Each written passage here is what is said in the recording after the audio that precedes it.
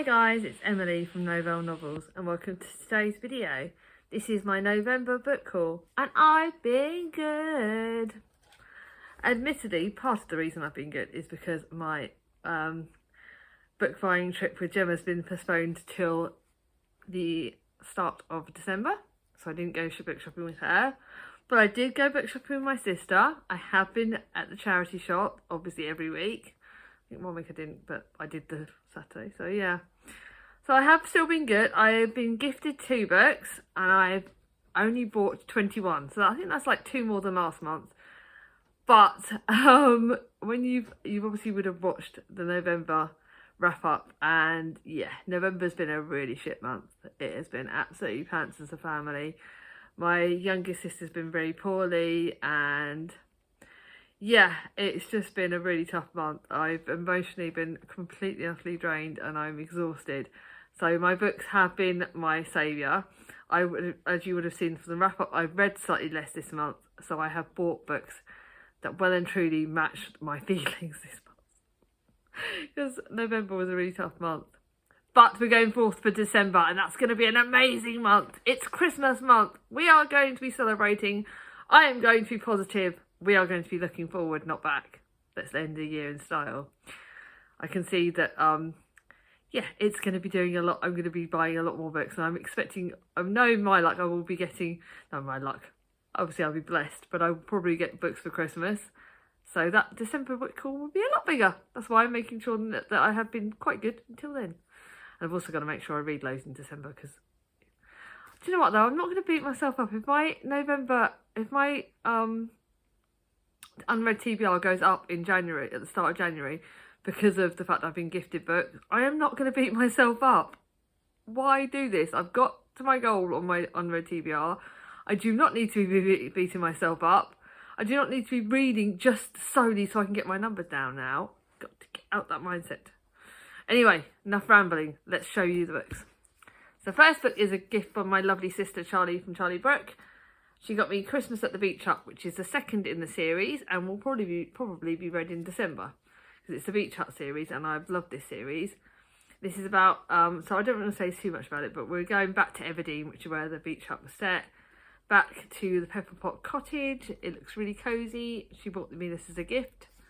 So thank you, Charlie. Then I got this lovely gift from a subscriber, The Shadow of the Queens by Alison Weir. And this is actually set in the Tudor times. It's like part of the Tudor long grip rules. Behind every great king stands a queen, and behind every queen the cold court watches on. And this is the real stories of the 6 Tudor queens, and this is 13 tales from the heart of the Tudor court. And this was given to me by the lovely Fiona, who apparently is on YouTube under Grumpy Books, and she would like to get her own Gucci channel, but she sent me a lovely gift note, and she, for some reason, likes my channel. Don't know why you guys do, but she got me this off my Amazon wishlist, so thank you, darling. I'm really looking forward to this. It will be read at the end of the Tudor Long. I decided I'm going to read all the Tudor Long books and then read this straight after because it looks perfect. So thank you. So those 2 books actually, they can go. They're going back up. That's going upstairs. That's going downstairs. I have to organise myself. Now I will tell you the genres that I bought my books from. I bought 4 non-fiction, 1 fantasy, 6 historical fiction, 2 classics and 8 contemporaries. Like I said, we know the way I feel at the moment. When I am down, I go contemporary binge because contemporaries is where I'm at. But I'm looking forward to all these books. So this one, the first one is The Greek Escape by Karen Swan. I love Karen Swan's books. And this is one of her, she's got some contemporary and some historical fiction. I went to Corfu when I was in my early 20s and I would love to go back there. So I'm interested in any book set in Greece or Corfu. Greece is somewhere that I'd love to go to. And this is about Chloe Marsden, who leaves her old life in London for a start in New York. And then she's asked to find a secluded holiday home in the Greek islands for one of her clients. And some stuff happens there, but I really like the look of this. There was 2 copies of it at my charity shop, so I bought it. Don't know why. I did. But I did. This one was a bit of a random buy when I was out with my sister Charlie, purely because it was a cover buy. Look how stunning this looks. It's The Believers by Zoe Hellier. I love the spine. I love the colours on it. It looks stunning. It has got, it's an older book apparently, but when Audrey makes a devastating discovery about her husband, New York radical lawyer Joel Living, she's forced to re-examine everything she ever thought she knew about their 40-year marriage. Joel's children will soon have to come to terms with this unsettling time. And then we've got Rosa, a disillusioned revolutionary. She's grappling with a newfound attachment to the Orthodox Judaism. Carla, an unhappy married social worker, and is falling in love with an unlikely suitor. And then adoptive brother Lenny is back on the scene. And this is about families and family problems and stuff. So this does look really good. A bit hard-hitting at the moment though, so I'm not going to tackle it at the moment. Then my lovely team at Baz Books, I saw this, which is on my Amazon wish list. I love Kathy Bramley's books. They are like hugs in the books. And this is about conditional love. This is about a takeaway TV and tea with 2 sugars. Is about as exciting for that 30-something as Sophie Stone. Sophie's life is safe and predictable, which is the way she likes it. But when a mysterious benefactor leaves her an inheritance, Sophie has to accept that the change is afoot, and there's one big catch in order to inherit. Sophie must agree to meet the father she's never met. What surprises life must have in store. I really wanted this for ages. I love Kathy Bramley's books. I don't know how long. I probably won't wait too long to get to it. Then this one was a bit of an Instagram kind of buy. It was like, it looks like an Instagram kind of book, Living My Best Life. And it's about people that create images online. I don't. I am what it says on the tin. But recently dumped by a boyfriend of 10 years, Belle is struggling to move on with her life and surrender her fleecy pyjamas she's been living in since January.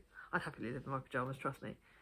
Haunted by blessed on social media, she can't help but compare her life to those she follows online. And I'm not going to read too much about this, but it's about like people who like look online at images and stuff, and they sort of you can create illusions online. And that's why I try and be very real. Like my Instagram post is mainly about books and about chronic pain and stuff like that. But I keep Facebook for my stuff with my kids, because my kids I don't really tend to put on Instagram because I like to keep them separate. But I think it's very important not to look at other people's lives and think they're perfect, because no one's life is perfect. And it's all about creating image. That's why I try and be real on my channel, is that, you know, good, bad and ugly, you guys take me for who I am, which is what I love about you all. But yeah, kind of a bit of deep stuff about that book. Then Sally Thorne's 99% Mine. I did enjoy The Hating Game, so I thought I would pick this one up. Again, it was on my Amazon wish list and I found it in the charity shops. Crush, a strong infatuation, particularly for someone beyond your reach. Darcy Barrett found her dream man at the age of 8. Ever since then, she's had to settle. 8, okay. Having dated men so far and wide, she can categorically say no one measures up to Tom Velasca. The only flaw is that he's her twin brother's, Jamie's, best friend. Oh, and that 99% of the time, he hasn't seemed interested in her. This does look quite fun. It's quite a good book, so I'm going to read that at some point. This next one is, I think this looks like, it's a bit of a weird shape. I don't like the shape of this, but Nikki Pellegrin, she's had a book before that I've read, and I think it was set in like Greece or something. But this always intrigues me. It's a very pink book. Yes, Alice, I know I've got a couple of pink books in here. Vivi Palmer has always lived her life carefully. Born with a heart defect, she's given a second chance after a transplant, but has never dared to live life to the full until she meets her donor's mother, Grace, who is hoping for something in return.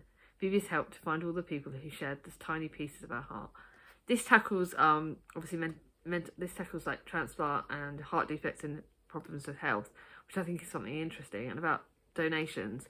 Like, I would not be here today if it wasn't for the people that donated blood, because I've had to have at least one blood transfusion.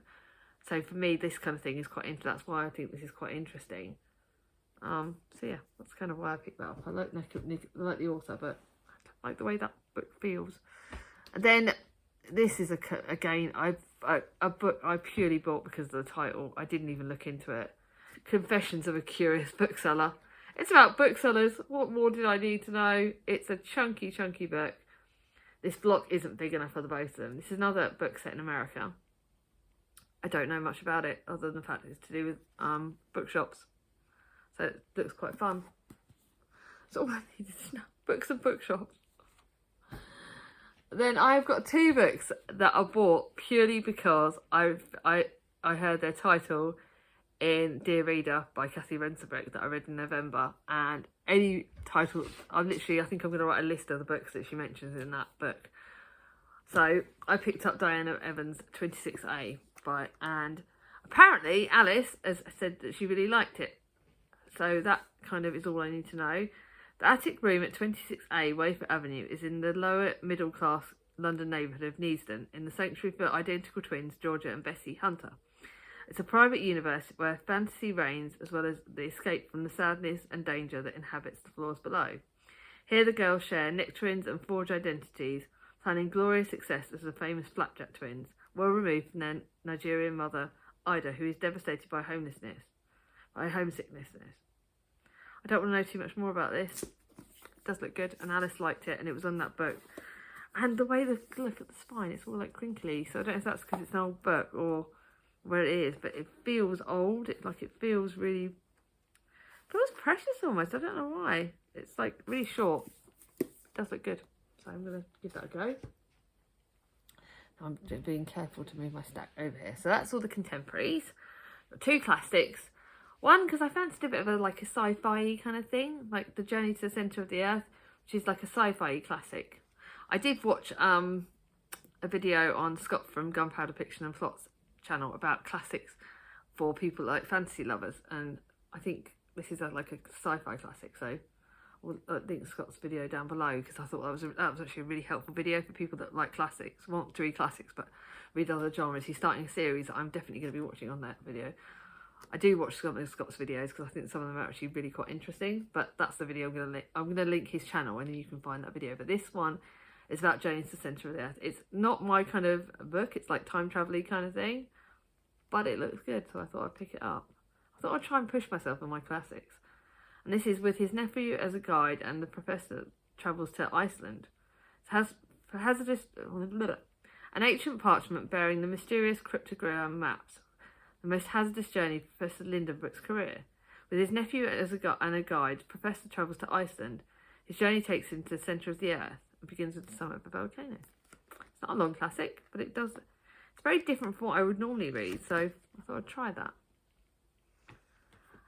Then this is I think a mixture of historical fiction and classic, but I would class this as a classic, and this is Love in the Time of Cholera by Gabriela Garcia Marquez. It's on my list of books that my sister gave me a poster from donkeys years ago. I think Gemma from Gemma Books liked it. 51 years, 9 months and 4 days ago, Florentina's adoring love was rejected by the beautiful Firmina. When she became the model wife to a healthy doctor, poor Florentina pined for her, and has done so ever since, never finding love or peace as he yearns for the day he can never woo her again. When Firmina's husband is killed, falling from a mango tree, Florentina seizes the chances to declare his endearing love, but can the young love find a new life in the twilight of the years? This does look really good. Although I think it's had mixed reviews, because I know it was Danny who was in Spinelli Speaks. She didn't like that, but I think a lot of other people did. Now for a buy purely because it was part of the Women's Prize list. It was shortlisted for the Women's Prize. How the One-Eyed Sister Sweeps Her House. This is my most recent buy.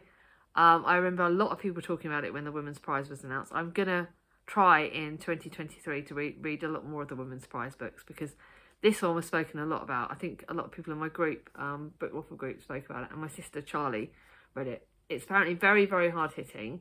In Baxter's Beach by David Doss, Layla's grandmother Wilma talks about the story of the one-eyed sister, a cautionary tale about what happens to girls who disobey their mothers. And it's a powerful and intense story of 3 marriages and a beautiful island paradise where beyond the white sand lies poverty, menacing violence, and the story of sacrifices some women make to survive. This does look really good. A book that I literally bought at the start of the month because it's the sequel to another book that I've loved, and I'm currently reading it. You would have seen it on my wrap-up, because at the day of filming this, on the 28th, I am 356 pages in. I will finish this today because I don't have anything else to read, apart from I've read all my other books, and it's 5 stars. I literally picked it up because it was the sequel to a book I've read recently, and my mum wants to read it. It's 5 stars all the way. Erica James has not stuffed this up at all. I would have talked about it on my wrap-up, so I'm not going to tell you anymore, but it's safe to say I love this. I'm starting to buy books that I buy straight away now, because my unread TBR is a lot less now. I can actually buy books. I don't have to just go for like the oldie books on my shelves. I can actually buy books and then read them straight away. And this is my full price book that I treated myself to when I went to Henley with my sister Charlie. This is, look at the spine. It's absolutely gorgeous. It was Alice's favourite book. I think it's Alice's favourite book of the year. I don't think she would have selected anything else. So I had to buy it. It was my treat to buy myself a full price book from an independent bookshop. This is set in different timelines. The 15th century Constantinople, present day Idaho, and the future and humanity's last hope. Across time and space, 5 young dreamers are bound by a single ancient text. Together they tell the story of a world in peril, of the power of words and the resilience and hope against all odds. Alice loved it. I will love it. Actually, that goes on that, because even though it's historical fiction, it's halfway up my shelves. A book that you would have seen on my TBR for December. So again, I'm not talking too much about this. What am I doing? I'm actually reading books straight away. And this is Christmas at A Christmas Angel at the Ragdoll Orphanage. And as a teenager, Nancy accompanied orphans to the other side of the country when they were evacuated through the war years. When they finally returned 6 Christmases later, she vowed to dedicate her life to children. This is pretty good. Yes, that's going upstairs. Next one is a historical fiction book that I loved. One of these author's books, and I just wanted to pick it up. And this is A Woman of War by Mandy Rowbotham, and it's apparently for lovers of Tatouche of Auschwitz, which you know is one of my favourite books. And this is set in Germany in 1944. Taken from the camps to serve the Führer himself, Anke Hoff is assigned as a midwife to one of Hitler's inner circles. If she refuses, her family will die. Torn between her duty as a caregiver and her hatred for the Nazi regime, Anke is swept into a life unlike anything she's ever known. This looks really interesting. It does look really interesting, but very, very hard-hitting. I think this is my last historical fiction book. And this is the book that was on the Dear Reader. So again, I picked it up. It's called The Reader. So it's listed in Dear Reader, and it's again one that intrigues me. It's Bernard Schlick's extraordinary novel, The Reader, is a compelling meditation of the connections between Germany's past and its present, dramatised with the extreme emotional intelligence. So this does look intriguing. I'm really interested in that. So it's Germany, historical fiction. I believe it's set in World War II, and it was listed in the other book, so got to read it. Now, a book that I did spend a little bit more money on than I would have done when I went to Henley with Charlie, and that is The Heroes of Olympus, and this is The Lost Hero. But it looks stunning. Look how big it is. It looks stunning. It's the first in another series. I'm collecting all the Percy Jackson series because I've just, after loving, not the Percy Jackson series, but all the other series. And yeah, apparently in The Heroes of Olympus, Percy Jackson is back. He comes back in The Son of Neptune, which is, I think, the second in the series. So I'm going to be gradually looking for all of this, sorry. But this one looks gorgeous. I wanted to read it. I want to read more of the books. I spent like £2 on a charity shop book. That's not like me, but it does intrigue me. Now for my 4 non-fiction books. Very, very different 4. Very different. The first one is another one about Auschwitz. This is that, like you guys know, obviously I love books set in Victorian times, but I also am obsessed with the wartime books and so it's like wartime, Tudor, and Victorian books. So they're my historical areas that I love. But I do read a lot of books about Auschwitz because it's a subject to me that really sort of pulls at my heartstrings. And this is about the twins of Auschwitz, and in non-fiction, and it's about 2 twins. We all know that twins, kind of, if they were at Auschwitz, they got submitted to quite a lot of torture by Mengele, who was like one of the worst people. To me, he was just as bad as Hitler, if not worse. And this is about their sort of tale, really, when they're 10 years old, and they get privileges, but they're also subjected to a lot of medical experiments. This will be very hard-hitting, and it's one that I will have to read at a certain time of day, not like at the end of the day. But it's one I really wanted to read, so that's why I picked it up. completely the other side of the coin, like this is what's going to make you laugh your head off. I bought Jason Donovan's autobiography. Don't laugh at me too much, please, guys. Basically, I was a massive Jason Donovan fan as a child. I was like one of the first. I watched Neighbours when it started. I love Jason Donovan. I've got some stories, like especially for you, me and Charlie used to sing every Christmas, and it's like one of mine and Charlie's songs. So yeah, I kind of just saw this and it kind of reminded me of like a happy time in my life. And his story isn't always happy. He did have a really hard time at times, and he went downhill, and he had addictions and stuff. But the way he pulled his life back, and like he's still doing things now, and he's famous for things in his own right. Like watching him when he was on I'm a Celebrity was like amazing, and he did Strictly as well, and he did quite a few like shows. But yeah, he was my crush, one of my first ever crushes. And then a book that's very different again. It's about Stop Pleasing Others, Start Living, and this is Untamed by Glenn Doyle. This one was all over BookTube and all over my BorrowBox app at one point. Who were you before the world told you who to be? And this is about Glenn Doyle. It's like Glennon assumed like words on high, and it really does intrigue me, this one. I don't know very much about it. Glennon Doyle defied her discontent. Like one day at a conference, she's glanced at a woman and 3 words flooded her mind. There she is. At first, Glennon assumed these words came from a high, but when she soon realised that it had come from within, this was a voice she'd buried deep beneath decades of numbing addictions and social conditioning. This looks like really interesting. It does look very hard hitting again, but it's a small book. And it's one about really sort of creating your own life, I think. And then I got a foster care book, which again, but this is a foster care book by Casey Watson, because a previous booktuber from a very long time ago told me that Casey Watson's books are really good.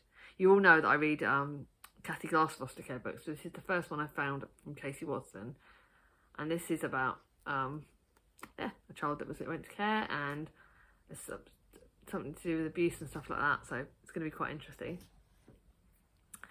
So I've got very, very different books, very, very different genres, but I really am excited by the books. What books on there do you think I should prioritise? Is there any books you would like to buddy read with me at any time? Are there any books you bought this month that really scream out to you that you're excited about? Let me know down below. At the time of filming this, I'm around my 1K mark. I keep going up and down if I get to 1,010 subscribers, I am now formally announcing that I will do a Q&A. I'll ask you guys to give me the Q&A questions when I get to that point. And then, as an extra gift, kind of a gift, I've got a giveaway as well. But I'm going to do a few things to celebrate. So I'll do a giveaway, a Q&A, but the Q&A questions will be answered on a live Zoom with Charlie from Charlie Brooke, because she will be asking me the questions and we will do it together, because she is my best friend in the whole wide world. She is the person who got me on BookTube. She's got a lot to answer for. She's saved my life in more ways than you'll ever know. And yeah, so we're going to do that. So if anyone wants to boost me up a little bit higher, that'd be great, because I'm just going to celebrate. But thank you all for all your love anyway. I'm just grateful for BookTube to get me to this point now where I've got 1,000. Even if it does dip by 1 or 2, I've hit that goal that I wanted. And my partner is very, very proud of me, and we're celebrating. I will celebrate properly when I get a little bit higher, just because I don't want to jinx myself. But I want to say thank you. So just thank you all, because you're all amazing and I'm so grateful. If you like this video, give it a thumbs up. If you're new to my channel, not subscribed yet, bring on my ding-a-ling, and I'll see you all soon. Bye bye.